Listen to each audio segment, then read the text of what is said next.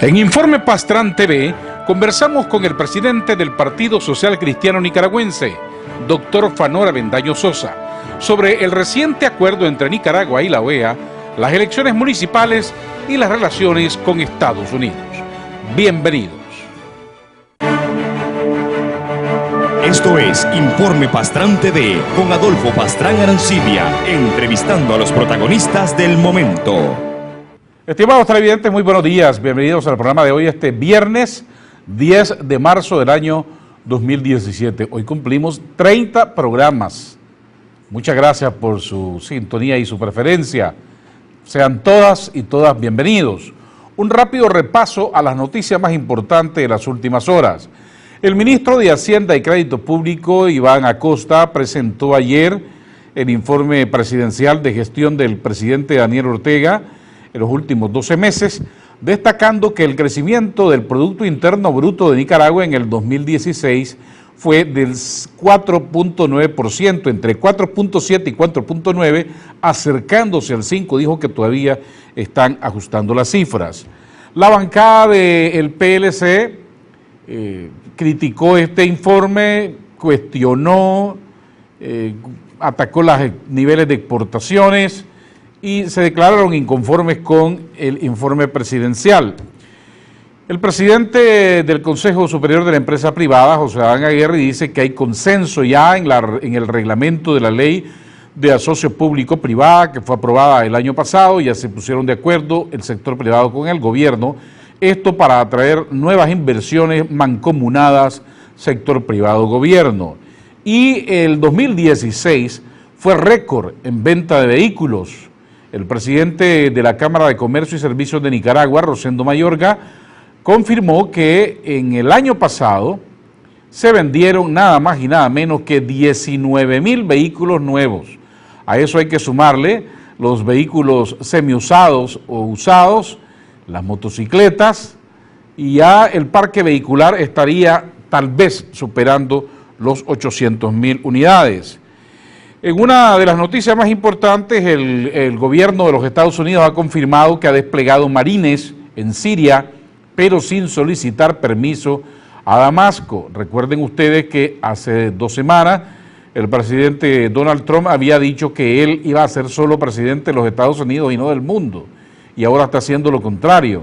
Mandaron tropas terrestres a Siria para combatir al Estado Islámico, pasando por encima de la soberanía de Siria, sin pedirle permiso a ese país. Lo ha confirmado el mando central de Estados Unidos, que ha desplegado estas tropas en Siria. En otras noticias, el espionaje que ha denunciado el presidente Donald Trump, de que dijo fue víctima del presidente Barack Obama, podría ser el mayor escándalo en la historia de Estados Unidos. El ex asesor de Trump, Roger Stone, cree que la administración de Obama sí interceptó las comunicaciones del actual mandatario norteamericano antes de las elecciones. Lo estaban espiando, ni más ni menos que igual que el escándalo de Watergate, que provocó la destitución o la renuncia del presidente Richard Nixon en Estados Unidos. Este asesor confidente de Trump ha hablado con RT, la televisión rusa, y ha contado detalles de lo que ellos creen sí hubo espionaje telefónico contra Donald Trump. Esta noticia que ha conmocionado en las últimas horas es lo de ocurrido en Guatemala, con la historia esta de las niñas que murieron calcinadas en un albergue en Guatemala. Han denunciado que las violaban, las golpeaban y las mataban de hambre. Hacía años que varios menores habían denunciado que durante su estancia en ese refugio en San José Pinula eran víctimas de malos tratos físicos, psicológicos y sexuales. Se ha contabilizado 30 niñas que murieron calcinadas al no poder salir de sus habitaciones o donde estaban recluidas en Guatemala, y ahora esto ha desatado enormes críticas. El gobierno de ese país ha ordenado una investigación. Y finalmente, otra noticia importante es que la Corte Constitucional en Corea del Sur ha destituido a la presidenta de ese país, Park Geun-hye, Park es la primera presidenta de Corea del Sur en ser destituida. Tras el anuncio del Tribunal Constitucional se desataron protestas violentas. Hay 2 personas que han sido declaradas o que murieron producto de estas protestas por la destitución de la presidenta surcoreana. Esto tiene candente en este momento el continente asiático. Así están las noticias a esta hora de la mañana. Vamos a hacer una pausa y al regresar conversaremos con el presidente del PSC, Fanor Avendaño. Una pausa y seguimos con más de Adolfo Pastrán y los personajes que hacen la historia.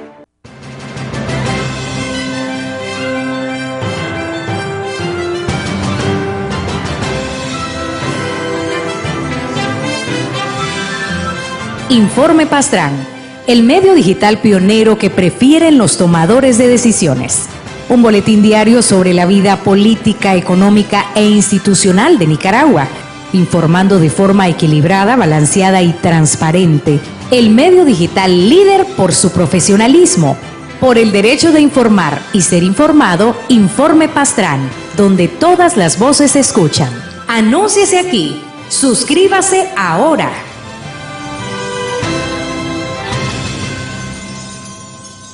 Soy mujer libre nacida, de cualquier pecado redimida, por el esfuerzo de otra mujer soy mujer.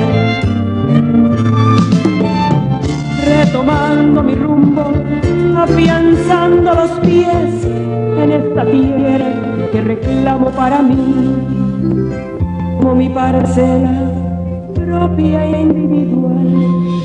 Cultivo en ella mis ideas y emociones para luego cosechar mi lugar en el mundo.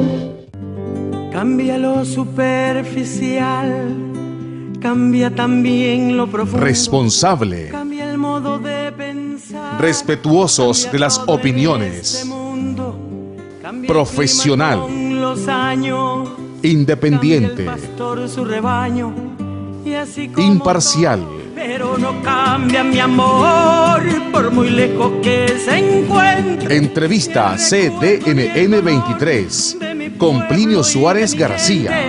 Y lo que cambió ayer tendrá que cambiar mañana. Estamos de regreso en Informe Pastrán TV, ejerciendo el cuarto poder. Estimados televidentes, gracias por continuar en sintonía de nuestro programa. Ahí tienen el número de WhatsApp para los que quieran comunicarse con nosotros esta mañana y mandar sus comentarios y preguntas a nuestro invitado.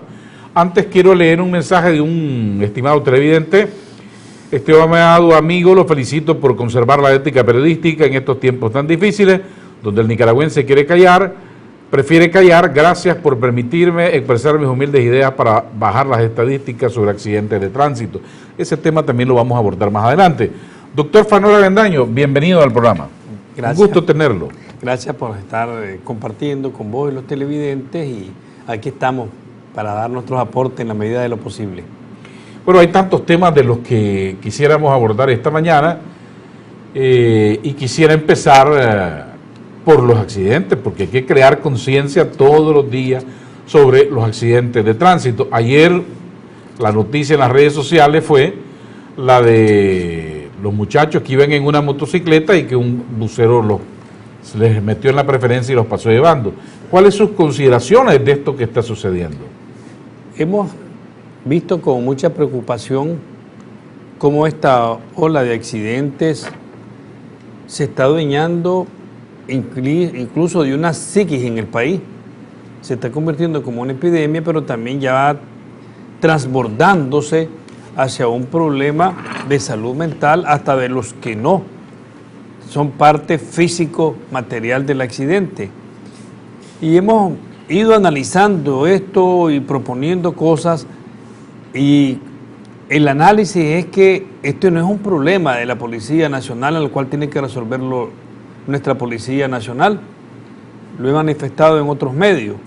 La Policía Nacional está haciendo enorme esfuerzo desde su jefatura, de su mando, y coadyuvando inclusive en otras áreas de la policía para superar esto. Pero además de esto, quiero hacer un reconocimiento a los heroicos hombres y mujeres policías que bajo el sol están entregándose por mantener el orden, y en las noches también trabajando. Ahora, ¿qué tenemos que hacer desde las perspectivas ciudadanas, desde las políticas públicas a incentivar, desde la responsabilidad inclusive de los sectores políticos, sociales y económicos? Hay muchas cosas que hacer, Pastrán. Primero, ¿qué responsabilidad tenemos como nicaragüenses de analizar cómo va implementándose, cómo se va administrando el crecimiento vehicular del país? 19.000 unidades nuevas. Se estaba viendo ayer en tu informe, Pastrán, cómo ha incrementado. Y yo te diría, eso no es malo, y todos diríamos, no, el país va avanzando, pero tiene capacidad instalada este país para esa sostenibilidad de vehículos. Pero además de eso, ¿qué responsabilidad tienen los grupos financieros que traen estos vehículos? Las asociaciones que traen estos vehículos, y ahí su barba en remojo Andívar. ¿Qué responsabilidades tienen los grupos económicos, decimos medianos, que traen las motocicletas? Ahí quisiera que en las motocicletas implementáramos algunas lecciones aprendidas en América Latina. ¿Qué responsabilidad tienen las cooperativas y sus magnates que la dirigen? ¿Hasta dónde está esa presión que han hecho al gobierno y han mantenido en ciertos momentos como rehenes a los gobiernos de turno, pero qué beneficio dan en estas situaciones que ha ido incrementándose? Porque es muy bonito atacar al bucero y al ayudante del bucero. Ese es una persona digna que trabaja y que no se le ha dado la formación adecuada. Difícilmente un dueño del bus ande con el bus. Entonces, y difícilmente estos magnates de cooperativas tengan un solo bus o dos buses. Hay unos que tienen 8 o 10 buses. Entonces, todo eso hay que analizarlo desde una perspectiva seria. Lo mismo ocurre con el servicio de los taxis. Igual. Pero hay algo bien importante que tenemos que ver. También las cooperativas, a pesar de sus fallos, tienen una función social y tienen una alianza que ha sido estratégica para que el usuario no pague. Eso también hay que ver la otra cara de la moneda. Eso no, porque si comenzamos a ser absolutos, pues nos olvidamos de los beneficios también que deja el transporte en cooperativas en este país.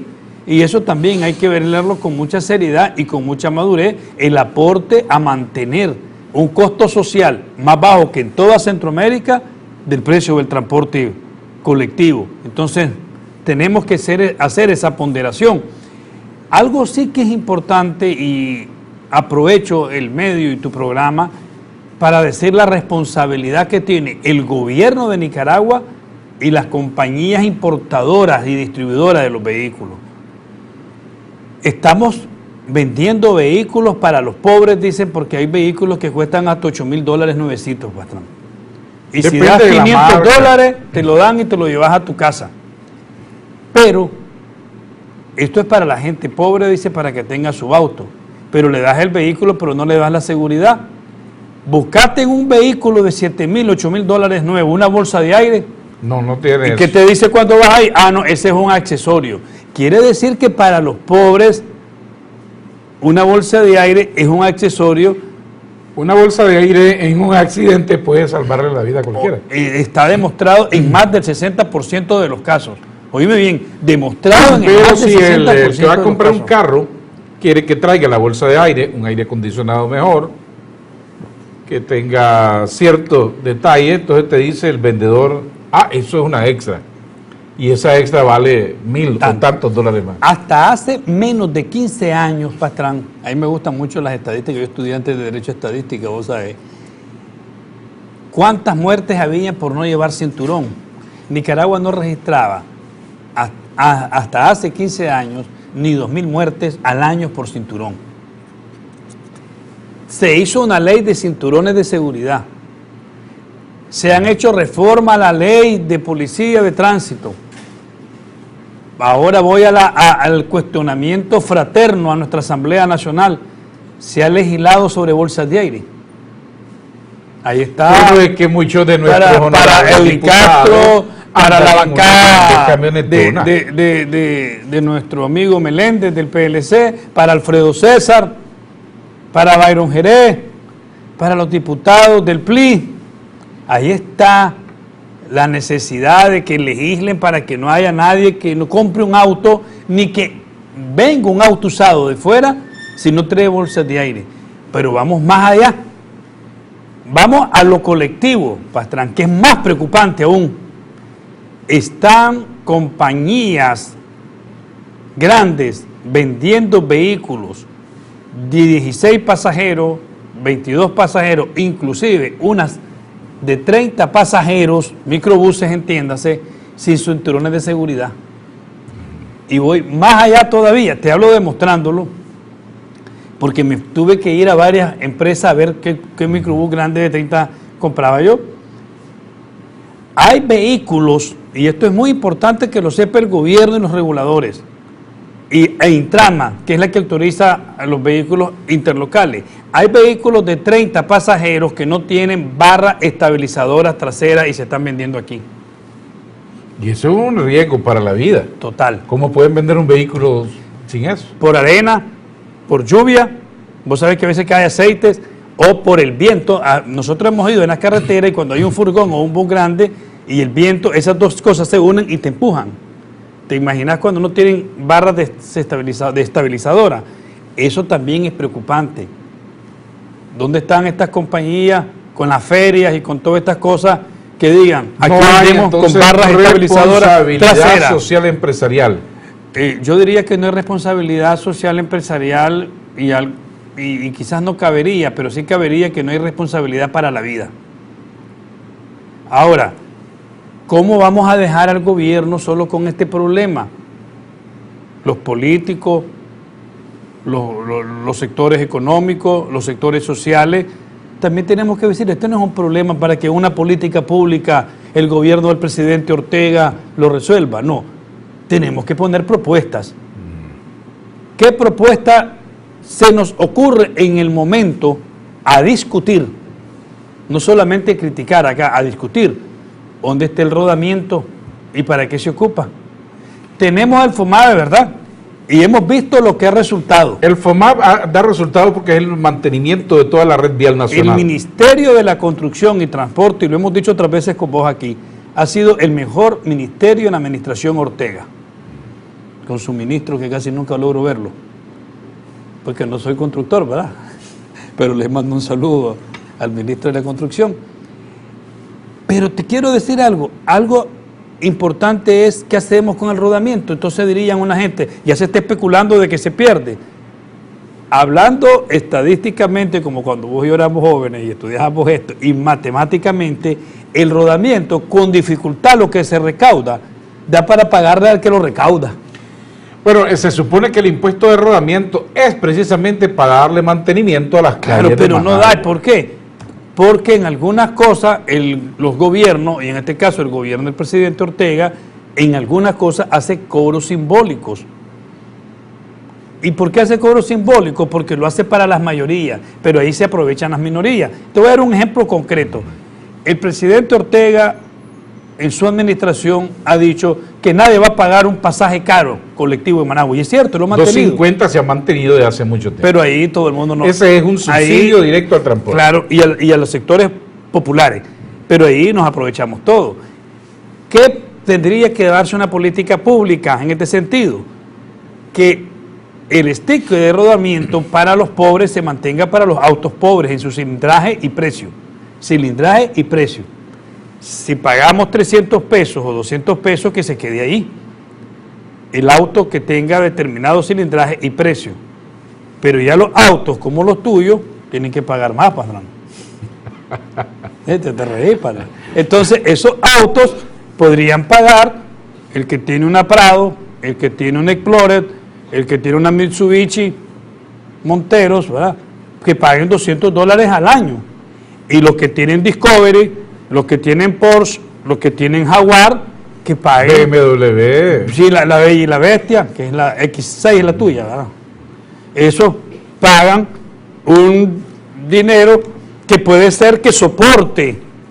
Ahora, esto es en base a ley, auditoría, monitoreo, pero hay alguien más que puede aportar. Un aporte financiero de las ganancias de las compañías licoreras o de los casinos también.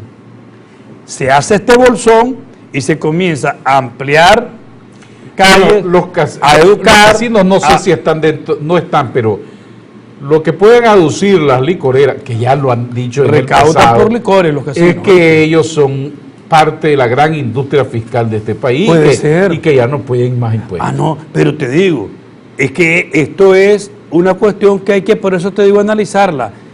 ¿Qué le costaría a las compañías licoreras poner en sus rótulos de carretera, que los tienen ahí, que el exceso de alcohol es dañino para la salud y que no se tome cuando se maneje? Alterás ahí la industria fiscal. ¿Has visto el rótulo de Flor de Caña en Metrocentro? ¿Qué le costaría a los inversionistas y propietarios de estas compañías licoreras ponerle el exceso de este producto perjudica la salud o no maneje si anda tomando o algo así? O un no llamado más directo para que Claro. la gente conduzca con mucha prudencia. Eso debe ser en todos los rótulos de carretera. Estamos lanzando a la juventud. ¿Quiénes son las estadísticas de los choques en nocturnos? Son los jóvenes consumiendo alcohol. O sea, hay una responsabilidad social y por la vida de las licoreras. Y ahí no te estoy diciendo que estás afectando la gran industria fiscal de recaudación. O sea, eso es un llamado que hacemos nosotros a estas compañías en los rótulos de carretera. Nuestros jóvenes, como vos los viste ahí, que los trajiste del Partido Social Cristiano, andan en una campaña que en esos rótulos de carretera se ponga lo perjudicial que es para la salud y para los jóvenes consumir excesivamente licor. Y no estás afectando a nadie, no estás contra la empresa privada, no estás contra la gran industria, no estás atentando contra la industria recaudadora. Entonces, hay otras cosas pues que se pueden hacer para no decir, bueno, la policía no ha hecho nada, el gobierno no ha hecho nada. No, hagamos y propongámosle. Permítame, tengo un mensaje de un televidente. Buenos días. Quisiera preguntarle al doctor Fanor sobre la necesidad de un fondo social para víctimas de accidentes de tránsito y si el Ministerio del Trabajo debe inspeccionar de oficio el pago de la seguridad social a los trabajadores del volante y el cumplimiento de las horas reglamentarias de trabajo, pregunta Fidel Ernesto. Le agradezco la pregunta. Sinceramente, debe haber un fondo para las víctimas. Señalaba un día de esto la señora que murió aquí por el Roberto Güembe, ¿verdad? Fue lastimoso. Pero después los medios cubrieron algo muy importante estos días. Y las víctimas que quedaron, ¿quién las atiende? Los otros lesionados. Los otros lesionados, los otros que están en el hospital. Entonces también, como dice Ernesto, que nos está escribiendo ahí, tiene que haber un fondo de estos mismos. Pero si decimos que la Asamblea Nacional haga una ley y que quede solo en ley, no. Y que vayamos después a cobrar otro impuesto y a sacarlo del presupuesto general de la República, no. Si hay donde sacarlo. Hay donde sacarlo desde la perspectiva del ordenamiento, de la seguridad. Antes te decía la gente que de dónde van a sacar para reparar las carreteras. Y estamos viendo... Y se creó el FOMAB y de un porcentaje del impuesto que se paga a los combustibles se destina para las carreteras. Perfecto. Y parte de esto que hablaba Fidel Ernesto, es algo muy importante también, que hay que tenerlo muy en cuenta. Sí, el gobierno quiere trabajar en función de que sea con todos los sectores una respuesta integral, tiene que atender a los que conducen. La persona conductor de ese autobús es un ser humano. Y también no podemos desgastar a nuestra policía. Hay policías que hacen 12 y 16 horas en ocasiones. También eso va contra todos nosotros y contra ellos, y contra su familia y su entorno. Entonces, el Ministerio del Trabajo tiene que decir que un conductor de bus en este país no pueda de manera continua trabajar más de 6 horas. En Europa hasta 4 horas. Nosotros no podemos darnos ese lujo. Bueno, recuerde que los pilotos se les da tantas horas de vuelo y tantas horas de descanso. Así porque es cierto que va lindamente El sentado estrés. en un avión, pero el estrés, y más conducir un autobús en las calles de Managua. Es más estresante. Los taxeros también. ¿Quién controla? Aquí hablamos de cadetes. ¿Cuántas horas esa persona tiene que esforzarse por pagar el auto que le alquilan por llevar la comida a su casa, por comer en la calle. O sea, tenemos que ver también una realidad social de los conductores. No es contra los buceros, contra los taxeros, contra las cooperativas, que somos críticos a las cooperativas con legitimidad, pero también la otra cara de la moneda. A ver. Ayer tuvimos aquí al decano de la Facultad de Ciencias Sociales de la UCC, Adrián Uriarte, y él decía que también en esto hay dos fenómenos. Uno, machismo, que se provocan por los accidentes, y segundo, que aquí hay una lamentable lucha de clases. Dice, a los ricos no les importa porque andan con un conductor y andan bien protegidos, mientras que este es un problema de los pobres. ¿Usted qué opina de ese concepto? Bueno, tengo una formación social cristiana que tenemos una opción preferencial por los pobres, pero estoy contra de eso. Y no lo digo como un solo discurso, porque planteé que el que tengamos mejor auto, paguemos más rodamiento. Es totalmente falso para mí, con todo respeto para el maestro. Aquí no estoy de lucha de clase. Aquí es un sistema de transporte que no lo hemos afianzado con una efectiva política pública. Así lo puedo resumir.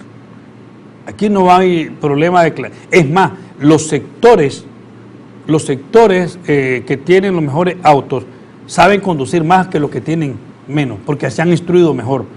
Son los que respetan más las leyes de tránsito. Son los que somos o son más corteses con los policías.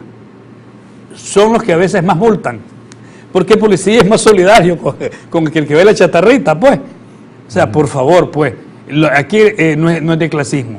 Es más, el que tiene un auto y lo puede pagar se esfuerza más porque tiene que ir a pagar el mes al banco. O sea, si cuando yo hablo del rodamiento es como un sacrificio o un esfuerzo que haga toda la sociedad por ampliar las vías, por tener educación vial, por tener fondos para las víctimas, pero se cometen menos infracciones, menos violaciones, menos embestidas de la gente que tiene más dinero en este país.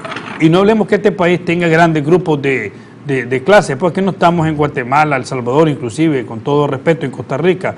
Nuestro país es el que menos diferencias de clase hay en toda la región centroamericana, y me consta porque he trabajado por años en la región de Centroamérica. Doctor, permítame ir a unos importantes mensajes y volveremos para hablar después del memorándum de entendimiento entre el gobierno de Nicaragua y la OEA. Ya volvemos. Una pausa y seguimos con más de Adolfo Pastrán y los personajes que hacen la historia.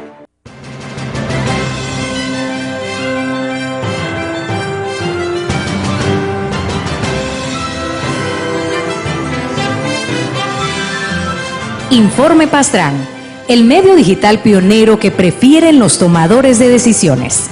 Un boletín diario sobre la vida política, económica e institucional de Nicaragua, informando de forma equilibrada, balanceada y transparente. El medio digital líder por su profesionalismo, por el derecho de informar y ser informado. Informe Pastrán, donde todas las voces se escuchan. Anúnciese aquí. Suscríbase ahora.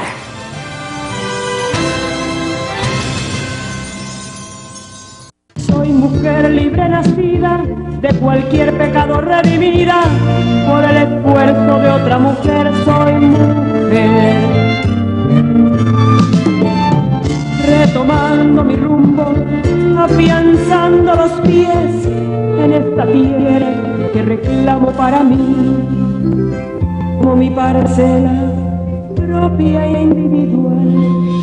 Cultivo en ella mis ideas y emociones para luego cosechar mi lugar en el mundo. Cambia lo superficial, cambia también lo profundo. Responsable. Cambia el modo de pensar. Respetuosos de las opiniones. Cambia Profesional. el clima con los años. Independiente. Cambia el pastor su rebaño. Y así como Imparcial. pero no cambia mi amor, por muy lejos que se encuentre. Entrevista CDNN 23 con Plinio Suárez García. Y lo que cambió ayer tendrá que cambiar mañana. Estamos de regreso en Informe Pastrán TV, ejerciendo el cuarto poder. Estimados televidentes, muchas gracias por estar en nuestra sintonía y tienen el número de WhatsApp para que sigan enviando sus mensajes y comentarios. Antes de meternos a abordar el tema de la OEA, tengo dos comentarios. ¿No cree usted que la política está abusando contra los motorizados, o la policía? La policía está abusando contra los motorizados. Hasta los policías voluntarios ya multan, y la sociedad de la policía son los burros. Ya es un problema. No le entendí esa parte final de su pregunta. Quizás lo que le llaman policías acostados o retenedores. No sé lo que estaba preguntando. El problema, nos dice el arquitecto Eber Baltodano, es que no existe política nacional de movilidad. Esto no es de clase, es de educación y de actitud. Muy bueno lo último. Verdaderamente a Eber Baltodano pues lo felicito porque nos orienta y nos ayuda a nosotros que estamos tratando de compartir esta problemática en los medios. Voy a analizar mucho sobre eso para también yo tener bastantes insumos. Doctor, el 28 de febrero se dio a conocer un memorándum de entendimiento entre el gobierno de Nicaragua y la Organización de Estados Americanos para temas específicamente electorales. Un sector de la oposición dice que esto no resuelve nada, que no sirvió de nada, porque no se anularon las elecciones presidenciales del año pasado y que con el mismo árbitro electoral, es decir, el Consejo Supremo Electoral actual, no se va a resolver nada. ¿Cuál es su valoración de estos acuerdos recientes de la OEA con el gobierno de Nicaragua? En primer lugar, Adolfo, creo que es un punto de partida firme, el acuerdo de la OEA, un punto de partida esencial y firme para la oposición, pero sí los sectores políticos que son los partidos políticos y la oposición. La OEA da un espacio al país y a la región centroamericana, porque Nicaragua es un eje principal para la región centroamericana, donde nos dice que está la gran oportunidad para los que deseen ampliar los espacios políticos, para que los que deseen revertir cosas que consideran limitan su participación política, de evidenciar si el gobierno del presidente Ortega quiere o no quiere demostrar este proceso democrático que vaya hacia una legitimidad más amplia. ¿Por qué? Porque tenemos acuerdos muy esenciales. He visto que hay personas que cuestionan los acuerdos, pero le decís que cuáles puntos son y no te los dicen. Bueno, probablemente no han leído muy detenidamente los documentos y se van por la cosa muy superficial. Otros dicen, es que solo es para las elecciones municipales, dicen. Y como dice 3 años, no es para las elecciones nacionales. ¿No ven que el acuerdo dice que va a haber conversaciones y extensiones? No leen el documento cuando habla de aspectos electorales y aspectos institucionales, Pastrán. No ven cuando dice que la OEA, el gobierno le extendió una credencial de cuestionarle. O sea, no sé pues si habrá técnicos o científicos de su política. Todo partido tiene que tener personas con la profesionalidad en ciencias políticas.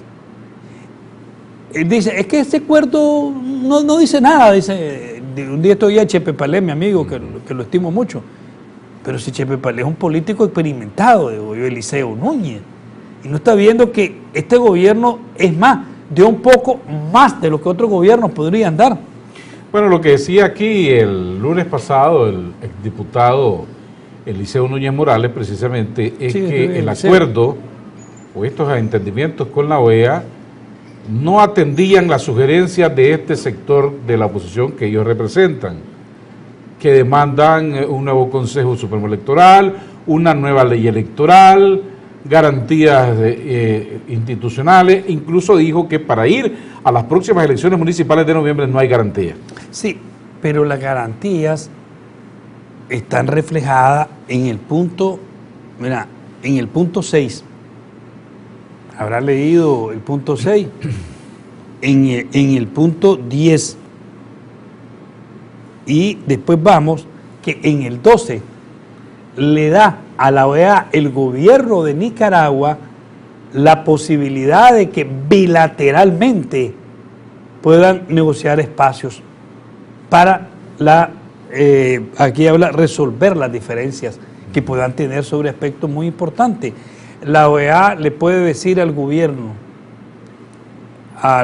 del presidente Ortega del Estado de Nicaragua, mire, están fallando en tales y tales y tales lugares, hay irregularidades, violaciones a la ley, violaciones a los principios de participación electoral, que son derechos políticos universales, que trascienden a las legislaciones nuestras. Y entonces le dice, bueno, aquí se la ponemos esto. Y dice el acuerdo, se la ponemos y usted tiene que darme respuesta y yo tengo que verificarla. ¿Qué más querés, Pastrán? O sea, yo como partido político, con garras, me voy, refuerzo el partido y pondría en evidencia a la OEA y al gobierno de Nicaragua. Esta es una carta de oportunidad para demostrarle a Nicaragua, al mundo, a la comunidad internacional, que aquí se pueden hacer procesos democráticos, electorales más fortalecidos. Pero podemos ir a otro punto que es importante y que a veces se han olvidado. La OEA tendrá acceso, punto 4, Pastrán, a los órganos electorales descentralizados. La OEA va a ir a ver el padrón. La OEA va a ir a ver desde el municipio, el departamento, la región. Puede ver los consejos electorales municipales, departamentales, sí, y regionales. Porque de previo dice, podrá movilizarse en todo el país. Mirá qué interesante, antes, durante y después de las elecciones. O sea que, por favor. Y entonces dice, la OEA tiene plenas garantías de cumplir su trabajo antes, durante y después de los comicios electorales. ¿Qué significa el punto 2 en términos de ciencias políticas, Panamá?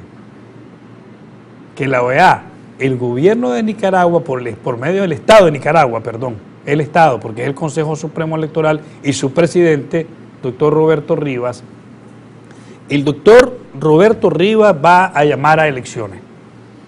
Supongamos que el magistrado presidente Rivas nos llame a todos los ciudadanos que el calendario empieza el 5 de mayo, estamos suponiendo.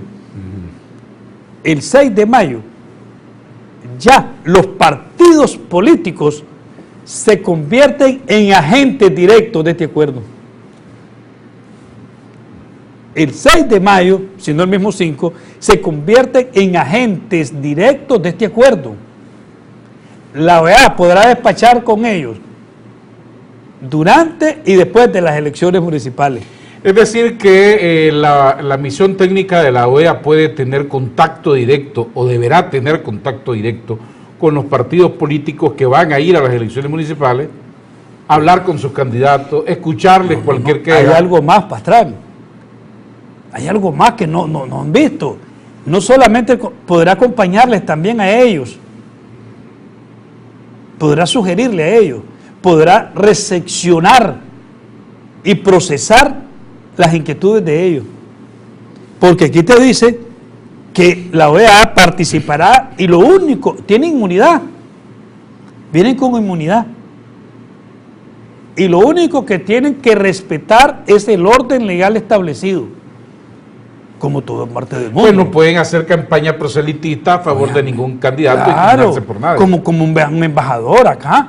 Puede tener y movilizarse, pero no puede en el aspecto puntual de hacer eso.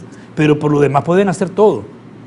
Lo dice ahí específicamente el documento. Puede irte al partido político, puede asesorarte, puede decirte, mire, usted para el padrón electoral le sugerimos como partido. O sea, lo pueden hacer. Y dice, los locales que estén en la misión de acompañamiento serán inviolables, así como sus archivos y documentos. Y no quiere decir que el gobierno le va a decir, que hablaste con ese partido político, dame lo que te dio ese partido político, dice que es inviolable. Y el gobierno del presidente Ortega, porque va a ser el que, por cuestiones del Ministerio de Relaciones Exteriores, va a acompañar y asistir al Consejo Supremo Electoral, que es el que firmó el doctor Roberto Rivas, va a quedar mal después de que hizo firmar al presidente de un poder del Estado y no va a cumplir a la OEA. Por favor. El presidente Ortega, como jefe de Estado, está obligado a respaldar este acuerdo. Respaldarlo y ejecutarlo. Porque Roberto Rivas lo firma en nombre del Estado de Nicaragua. No lo firma como Roberto Rivas. ¿Quiere decir entonces que hay voluntad política del gobierno del presidente Ortega y del poder electoral de mejorar algunas situaciones del sistema electoral nicaragüense? Obviamente que si se da esto es porque hay una actitud reflexiva de decir que mejoremos, que afiancemos y que trabajemos en buscar cómo dotar a nuestro país de un sistema electoral en mejora continua y en calidad. Eso es, Pastrán. O sea, estamos claros que necesitamos avanzar. No quiere decir, Pastrán, y hay que ser objetivo ante la comunidad nacional, de que vas a trastocar. Y lo que quiere Eliseo, mi colega y amigo, es que se trastoque. Trastocar, ¿qué sería, Pastrán? Para hablar en términos de política y jurídico, es que te diga que las elecciones pasadas no valieron. Bueno, es que eso ya sale del ámbito de las facultades de la OEA. Es lo que por ejemplo, hacer. La OEA no puede venir a decirle al Consejo Supremo Electoral, dámele la personería jurídica a este y dámele la personería jurídica a aquel, porque es un ordenamiento interno. Ahora, pero podría decir lo siguiente: aquel te introdujo todos sus elementos, tuvo en tiempo y forma, te la solicitó respetando las leyes del país y no se la diste. Entonces ahí sí yo puedo quejarme ante la Organización de Estados Americanos. Está. Y ellos están obligados a escuchar. El FAT debería estar pidiendo su personería jurídica. Es más cómodo decir que te han negado cuando le va a decir, mire, por favor, no se le hemos negado, ni nosotros ni el gobierno. Deme las evidencias que usted, en base a la ley de su país, usted la solicitó. Hay dos grupos políticos que están beligerantes ahorita en el país tras la personería jurídica. Es el Ciudadanos por la Libertad, me cuesta siempre recordarme, pero creo que están haciendo un gran esfuerzo, que lo liderea la señora Monterrey, y el Partido Social Cristiano, que estamos trabajando en eso, donde estamos llamando, y usted le ha llegado a Informe Pastrán, llamamos al delegado del Consejo Supremo Electoral, a la dirección de partidos políticos, y llegan a observar y dar aval y dar fe de que hicimos las asambleas. No te quiero decir, Pastrán, aunque Azucena fue bastante fuerte aquí, de que tienen que darnos la personería jurídica. Sí creo que si estamos cumpliendo los requisitos, el gobierno lo va a dar. No cumplimos los requisitos, por algún motivo, no lo va a dar. ¿Por qué? El Estado, perdón, el Poder Electoral. Me retracto ahí porque el presidente Ortega no da personería jurídica, los da el Estado por medio del Consejo Supremo. Bueno, recordemos que también el partido, creo que se llama Renovación Nacional, el partido del reverendo Saturnino Cerrato, que también está también en proceso de... Pero te hablo de los más beligerantes, ¿verdad? No, los que anuncian... Andan en la beligerancia también, ellos lo están haciendo. Su personería jurídica. Vamos a hacer una nueva pausa y volveremos para hablar más específicamente de las elecciones municipales en el último tramo del programa. Ya volvemos. Una pausa y seguimos con más de Adolfo Pastrán y los personajes que hacen la historia.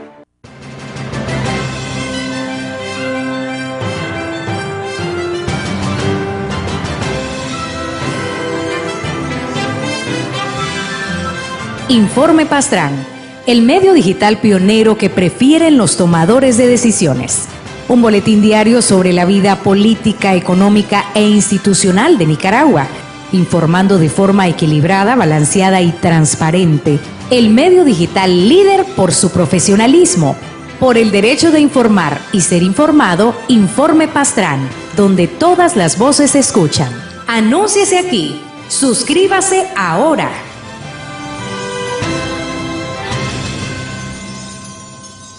Soy mujer libre nacida, de cualquier pecado redimida, por el esfuerzo de otra mujer soy mujer. Retomando mi rumbo, afianzando los pies en esta tierra que reclamo para mí, como mi parcela propia e individual. Cultivo en ella mis ideas y emociones para luego cosechar mi lugar en el mundo. Cambia lo superficial, cambia también lo profundo. Responsable. Cambia el modo de pensar. Respetuosos de las opiniones. Profesional. Los años. Independiente. Cambia el pastor su rebaño, y así como imparcial. todo, pero no cambia mi amor, por muy lejos que se encuentre. Entrevista CDNN 23 con Plinio Suárez García. Y lo que cambió ayer tendrá que cambiar mañana. Estamos de regreso en Informe Pastrán TV, ejerciendo el cuarto poder.